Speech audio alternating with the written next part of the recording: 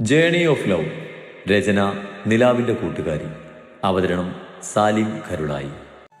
അധികം വൈകാതെ തന്നെ അച്ഛൻ അവരെ തിരികെ ഇങ്ങോട്ട് കൂട്ടിക്കൊണ്ടുവന്നു. എൻ്റെ ഇഷ്ടം അംഗീകരിക്കാത്ത അച്ഛൻ മകൻ്റെ ഇഷ്ടം അംഗീകരിച്ചത് എനിക്ക് സഹിക്കാനായില്ല. അതോടെ അവരോടുള്ള പക കൂടി.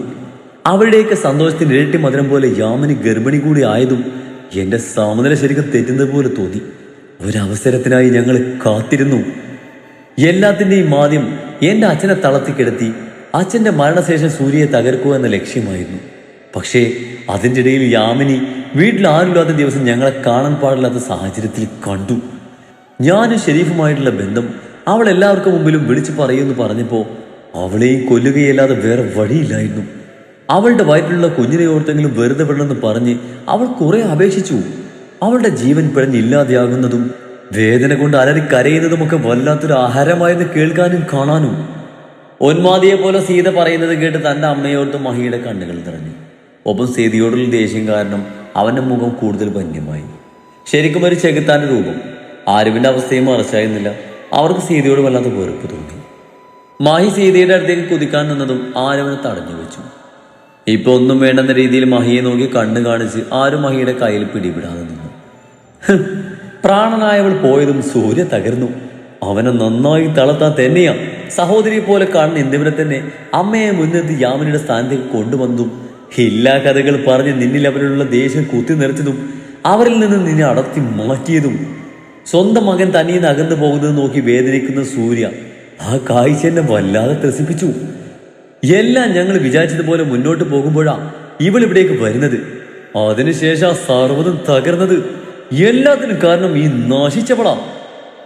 ആരുവിനെ ദേഷ്യത്തിൽ നോക്കിക്കൊണ്ട് സീത പറഞ്ഞതും മുഖമടക്കിൽ അടി കെട്ടിക്കൊണ്ട് സീത നിലത്തേക്ക് വീണതും ഒപ്പമായിരുന്നു. ദേഷ്യം തീരുവോളം മഹി സീതയെ ചവിട്ടിക്കൂട്ടി. സീത ഇതിനെല്ലാം അർഹയായത് കൊണ്ട് തന്നെ ആരും നോക്കി നിൽക്കുകയല്ലാതെ മഹിയെ തടഞ്ഞില്ല. നിങ്ങളൊരു സ്ത്രീയാണോ? എങ്ങനെ തോന്നി നിങ്ങൾക്ക് ഇങ്ങനെയൊക്കെ ചെയ്തു കൂട്ടാൻ? ചെകുത്താന്റെ പോലെ വന്യമായ ഭാവത്തിൽ നിൽക്കുന്ന മഹിയെ കണ്ടതും ചോരയൊലിപ്പിച്ച് കിടന്നിരുന്ന സീത പേടിയോടെ മുന്നിലിറക്കി. ആ നിമിഷം തന്നെയായിരുന്നു മഹിയുടെ ഫോൺ റിംഗ് ചെയ്തത്. മഹി വേഗം തന്നെ കോൾ എടുത്ത് സംസാരിച്ച് കോൾ കട്ടാക്കി വാട്സപ്പിൽ വന്ന വീഡിയോ പ്ലേ ആക്കി സീതയ്ക്ക് കാണിച്ചു കൊടുത്തു. നോ! ഷെരീഫിനെ പച്ചയ്ക്ക് വേദനിപ്പിച്ച് കൊല്ലുന്ന ആ വീഡിയോ കണ്ടതും സമനില തെറ്റിയ പോലെ സീത അലറി വിളിച്ചു. ഇയാൾ നല്ലൊരു മനുഷ്യനായിരുന്നെങ്കിൽ എൻ്റെ അച്ഛൻ തന്നെ ആരെതിർത്താലും ഈ ബന്ധം നടത്തി തന്നിരുന്നു. നിങ്ങളെ നെഞ്ചിൽ കൊണ്ടല്ലേ എൻ്റെ അച്ഛൻ നടന്നത്. ആ നെഞ്ച് തന്നെ നിങ്ങൾ തകർത്തെറിഞ്ഞില്ലേ? നിങ്ങൾ ചെയ്തു കൂട്ടിയതിനൊക്കെ അനുഭവിക്കും. ഇല്ലെങ്കിൽ അനുഭവിപ്പിച്ചിട്ടേ നിങ്ങളെ ഞാൻ പറഞ്ഞു വിടൂ. സീതയുടെ മുടിക്കുത്തിൽ പിടിച്ച് അവളുടെ മുഖം പിടിച്ചുയർത്തി മഹി ദേഷ്യത്തിലും ഉരുണ്ടു. മഹിയുടെ പിടുത്തത്തിലെ വേദന കാരണം അവരവന്റെ കയ്യിൽ കിടന്ന് പെടുന്നു. ശരിക്കും ഒന്ന് ചത്തുപോയെങ്കിൽ എന്തായിരുന്നു ആ നിമിഷം സീത ആഗ്രഹിച്ചത്. മതി മഹിയേട്ടാ, ഇങ്ങു വാ. സീതയെ മഹി കൊന്നാലോ എന്ന് ഭയന്ന് ആര് വേഗം വന്ന് മഹിയെ തടഞ്ഞുകൊണ്ട് പറഞ്ഞതും മഹി സീതയെ തന്നെ റൂമിന്റെ മൂലയിലേക്ക് എറിഞ്ഞ് ആരുവിനെയും കൂട്ടി വെളിയിലേക്ക് ഇറങ്ങി. റൂം പൂട്ടി കീയെടുത്ത് തിരിഞ്ഞ നിമിഷം തന്നെ ആരുവിന് മഹി ഇറുകെ പുണർന്നിരുന്നു. തൻ്റെ തോളിനെ നനയിച്ചുകൊണ്ട് മഹിയുടെ കണ്ണുനീരൊഴുകിയിറങ്ങി. മഹിയേട്ടാ! ആരും മഹിയെ തന്നിലേക്ക് ചേർത്ത് പിടിച്ച് മറുകൈ കൊണ്ട് അവൻ്റെ തലയിൽ തലോടിക്കൊണ്ട് പിടിച്ചു. സഹിക്കാൻ പറ്റുന്നില്ല ആരും. എൻ്റെ അമ്മയുടെ വയറ്റിലുണ്ടായിരുന്ന ഞങ്ങളുടെ ചോര എങ്ങനെ തോന്നി അവർക്കിതിന്? അവര് കാരണം എൻ്റെ അച്ഛനെയും ഞാൻ ഒത്തിരി വേദനിപ്പിച്ചു. കരയല്ല മഹിയേട്ട, അവർ ചെയ്തതിനൊക്കെ അവരനുഭവിക്കും. കർമ്മഫലം അനുഭവിക്കാതെ ആരും തന്നെ ഈ ഭൂമിയിൽ നിന്ന് പോകില്ല. എൻ്റെ മഹിയേട്ടൻ ഞാനില്ലേ, നമ്മുടെ കുഞ്ഞില്ലേ? ആര് പറഞ്ഞത് കേട്ടതും പെട്ടെന്നൊന്നും ഓർത്ത പോലെ മഹി ആരുവിൽ നിന്ന് നടന്നു മാറി. ആരു മോളെ, നിനക്ക് കുഴപ്പമൊന്നുമില്ലല്ലോ? മുഖം ഷോൾഡറിൽ കൊണ്ട് തുടച്ച് ആരുവിൻ്റെ വയറിൽ കൈവച്ച് ഉത്കണ്ഠയോടെ മഹി തിരക്കി. എനിക്ക് ഉള്ളി കിടക്കുന്ന ആൾക്ക് ഒരു കുഴപ്പമല്ല മഹിയേട്ടാ. നിറഞ്ഞ ചിരിയോടെ മഹിയുടെ നെറ്റിയിലൊന്ന് ചുംബിച്ചുകൊണ്ട് ആര് പറഞ്ഞതും മഹിയുടെ മുഖം ഒന്ന് തെളിഞ്ഞു. അല്ല മഹിയേട്ടാ, അവൻ എന്ത് ചെയ്യാനാ ഉദ്ദേശം? ഒറ്റടിക്ക് കൊല്ലരുത്, നരകിച്ച് തീരണം. ഇവിടെ തന്നെ പൂട്ടിയിടുവാണോ? സീതയെ പൂട്ടിയിട്ട റൂമിൽ അടഞ്ഞ ഡോറിലേക്ക് നോക്കിക്കൊണ്ട് ആരും മഹിയോട് തിരക്കി. ഭ്രാന്തുള്ളവരെ ഭ്രാന്താശുപത്രിയിലാക്കും. ഇവിടെയും അത് തന്നെ. കുറച്ച് ഷോക്ക് അടുപ്പിക്കുമ്പോൾ ചിലപ്പോൾ നേരെയായാലോ? അതിനവർക്ക് ഭ്രാന്തില്ലല്ലോ മഹിയേട്ടാ. പക്ഷേ ഈ സമൂഹത്തിന് മുന്നിൽ അവർ ഭ്രാന്തിയാണ് ആരും. ആരുവിനെ നോക്കി കണ്ണിറക്കിക്കൊണ്ട് മഹി പറഞ്ഞതും എന്തോ മനസ്സിലായതുപോലെ ആരുവിന്റെ മുഖം വിടർന്നു. വാ, നമുക്ക് ഫ്രഷായി ഹോസ്പിറ്റലിലേക്ക് പോകാം. മഹി ആരുവിനെയും ചേർത്ത് പിടിച്ച് മുകളിലേക്ക് പോയി. കുറച്ച് കഴിഞ്ഞ് വന്നതും മഹി വിളിച്ച് ഏർപ്പാടാക്കിയവർ വന്ന് സീതയെ ഭ്രാന്താശുപത്രിയിലേക്ക് കൊണ്ടുപോയിരുന്നു. ഇരുവരും ഫ്രഷായി ഇറങ്ങി വന്ന് അവർക്ക് വേണ്ടതെല്ലാം ഒരു ബാഗിലേക്കാക്കി താഴേക്ക് ഇറങ്ങി. മഹിയേട്ടാ, ഞാൻ അച്ഛനും അമ്മക്കും വേണ്ട ഡ്രസ്സ് സാധനങ്ങൾ എടുത്തിട്ട് വരാമേ. പോയി വേഗം എടുത്തിട്ട് വാ. ആരും അവരുടെ റൂമിലേക്ക് പോയതും മഹി സീറ്റോട്ടിലെ ചെയറിൽ വന്ന് തലക്ക് പിന്നെ കൈകൾ മടക്കി വെച്ച് കണ്ണടച്ച് ചെയറിൽ ചാരിയിരുന്നു. മുറ്റത്തൊരു ബൈക്ക് വന്ന് നിൽക്കുന്ന ശബ്ദം കേട്ട് കണ്ണു തുറന്ന് നോക്കിയ മഹി കാണുന്നത് ദേഷ്യത്തിൽ ബൈക്കിൽ നിന്ന് ഇറങ്ങി വരുന്ന ആയിഷിനെയാണ്. അടുത്ത കുറിച്ച് വണ്ടിയും വിളിച്ച് എത്തിയതോർത്ത് മഹി അസ്വസ്ഥതയോടെ നെറ്റിത്തിരുമ്പി. ആയിഷ് എവിടെ? ബൈക്കിൽ നിന്നിറങ്ങി ദേഷ്യത്തിൽ മഹിക്കരികിലേക്ക് വന്നുകൊണ്ട് ആയിഷ് ചോദിച്ചു. എന്തിനാ? ആയിഷിനെ പുച്ഛത്തോടെ നോക്കി ഇരുന്നേടുന്നും എണീറ്റുകൊണ്ട് മഹി ചോദിച്ചു. കൊണ്ടുപോകാൻ. ഇനിയും ഇതുപോലെ ഒരു ക്രിമിനൽ പശ്ചാത്തലമുള്ള വീട്ടിൽ അവളെ നിർത്താൻ പറ്റില്ല. ആയിഷ് ദേഷ്യത്തിൽ പറഞ്ഞത് കേട്ട് മഹി ചുണ്ടുപൊട്ടി. എന്റെ ഭാര്യ എന്റെ സമ്മതമില്ലാതെ SI സാർ കൊണ്ടുപോകൂ? എന്റെ പെങ്ങളെ കൊണ്ടുപോകാൻ എനിക്കാരുടെ സമ്മതം വേണമെന്ന് ഞാൻ മുൻപ് നിന്നോട് പറഞ്ഞിട്ടുണ്ട്. ഒരിക്കൽ നഷ്ടമായതാ എനിക്കെല്ലാം.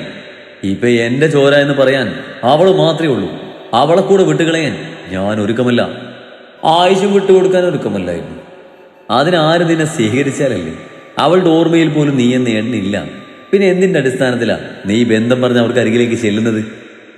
എന്ത് ബന്ധത്തിന്റെ അടിസ്ഥാനത്തിലാണെന്നൊന്നും നിന്നെ ബോധിപ്പിക്കേണ്ട ആവശ്യം എനിക്കില്ല മഹി. നിന്നെ പോലൊരു തമ്മാടിയുടെ കൂടെ അവൾ ജീവിക്കാതിരിക്കുന്നതാ നല്ലത്. ഡോ! മഹി ദേഷ്യത്തിൽ ആയിഷിന്റെ ഷർട്ടിൽ കുത്തിപ്പിടിച്ചു. മഹിയേട്ടാ! വിറച്ചുകൊണ്ടുള്ള ആരുവിനെ വിളി കേട്ടതും മഹി ഞെട്ടി ആയിഷിന്റെ ഷർട്ടിലെ പിടിവിട്ട് തിരിഞ്ഞു നോക്കിയതും കാണുന്നത് കണ്ണും മുഖവും ചുവപ്പിച്ച് നിൽക്കുന്ന ആരുവിനെയാണ്. ആരുവിന്റെ മുഖഭാവത്തിൽ നിന്ന് തന്നെ അവളിവിടെ പറഞ്ഞതെല്ലാം കേട്ടിട്ടുണ്ടെന്ന് ഇരുവർക്കും മനസ്സിലായി. തങ്ങൾക്കരികിലേക്ക് വരുന്ന ആരുവിനെ കണ്ടതും മഹി ആയിഷിന്റെ ഷർട്ടിലെ പിടിവിട്ടു. നിങ്ങളെന്റെ ഏട്ടനാണോ? നിറകണ്ണുകളോട് ആയിഷിനെ നോക്കി വിറച്ചുകൊണ്ട് ആര് ചോദിച്ചു.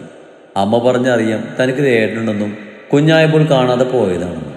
മരിക്കുന്നത് വരെ അമ്മ ആഗ്രഹിച്ചിരുന്നു ആ വ്യക്തിയെ കാണാനായിരുന്നു. സ്വന്തം വീട്ടിൽ വല്യമ്മയുടെ ടോർച്ചറിങ് സഹിച്ച് ജീവിക്കുമ്പോഴും ആഗ്രഹിച്ചിരുന്നത് അമ്മ പറഞ്ഞ അറിവ് മാത്രമുള്ള ഏട്ടനെന്നൊരാൾ വന്ന് തങ്ങൾ രക്ഷിച്ചിരുന്നെങ്കിൽ ഇത് മാത്രമായിരുന്നു. നിറകണ്ണുകളോട് തന്നെ ഉറ്റുനോക്കിക്കൊണ്ട് ചോദിക്കുന്ന ആരുവിനെ കണ്ടതും ആയിഷിന്റെ കണ്ണും നിറഞ്ഞു. വാക്കുകൾ തൊണ്ടയിൽ കുരുങ്ങി. ഞാൻ കേട്ടത് സത്യാണോ? എന്റെ ഏട്ടനാണോ? ആയിഷിന്റെ മറുപടി ഒന്നും കേൾക്കാതെ വന്നതും ആര് വീണ്ടും ചോദ്യം ആവർത്തിച്ചു.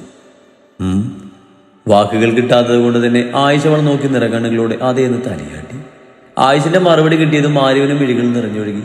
ആഗ്രഹിച്ചത് കിട്ടിയ സന്തോഷത്തോടെ ആരും ആയിഷിനെ പുറന്നു. ആരുവിനെ ഒന്ന് ചേർത്ത് പിടിക്കാൻ ആഗ്രഹിച്ചു നിന്നിരുന്ന ആയിഷിന് ആരുവിന്റെ പ്രവൃത്തി സന്തോഷമേകി.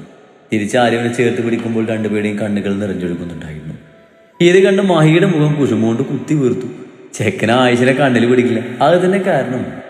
തന്നേക്കാളേറെ ആരും ആരുവിൽ അവകാശം കാണിക്കുന്നത് മായിക്ക് സഹിക്കില്ല. ആരുവിനെ ആയിഷ കൊണ്ടുപോകുന്ന പേടി ചെറുതായി മായിൽ തലപൊക്കി. സമയം വീണ്ടും കടന്നുപോയി. ഏട്ടന്റെയും അനിയത്തിന്റെയും സ്നേഹപ്രകടനമൊന്നും മായിക്ക് സഹിക്കുന്നുണ്ടായിരുന്നില്ല. കളഞ്ഞുപോയ നിധി തിരികെ കിട്ടിയ സന്തോഷമായി നിരവർക്കും. സംസാരിച്ചിട്ടും അവർക്ക് തീരുന്നുണ്ടായിരുന്നില്ല. ആരു, ഇനി നീ ഇവിടെ നിൽക്കണ്ട. മാഹി അവൻ നല്ലതൊന്നുമല്ല. ഒത്തിരി പേരെ കൊന്നവനവൻ. ചിലപ്പോൾ നിന്നെയും അവൻ എന്തെങ്കിലും ചെയ്യാൻ പഠിക്കില്ല. നീ എന്റെ കൂടെ വാ. ഈ ഏട്ടൻ നോക്കിക്കൊള്ളാം നിന്നെയും കുഞ്ഞിനെയും. ആയിഷ പറയുന്നത് കേട്ട് ആര് ചിരിച്ചു. മായേട്ടൻ ഒത്തിരി മാറി. ഇപ്പൊ പഴയ ആളൊന്നും അല്ല. പിന്നെ ഒരിക്കലും മായേട്ടൻ എന്നെ വേദനിപ്പിക്കില്ല. ആ കാര്യത്തിൽ എനിക്ക് 100% ഉറപ്പുണ്ട്. ആ ആളിന്ന് ജീവിച്ചിരിക്കുന്നത് എനിക്കും ജനിക്കാൻ പോകുന്ന ഈ കുഞ്ഞിനും വേണ്ടിയാ. അതുമല്ല, മായേട്ടനില്ലാതെ എനിക്ക് പറ്റില്ല ഏട്ടാ. എന്നൊന്ന് മനസ്സിലാക്ക്. ആര് പറഞ്ഞത് ആയിഷിന് ഇഷ്ടമായില്ലെങ്കിലും അവളെ വേദനിപ്പിക്കണമെന്ന് കരുതി ആയിഷ ഒന്നും പറഞ്ഞില്ല. എത്രയൊക്കെ മഹി മാറിയെങ്കിലും ആയിഷിന് മഹിയെ പിടിക്കില്ല.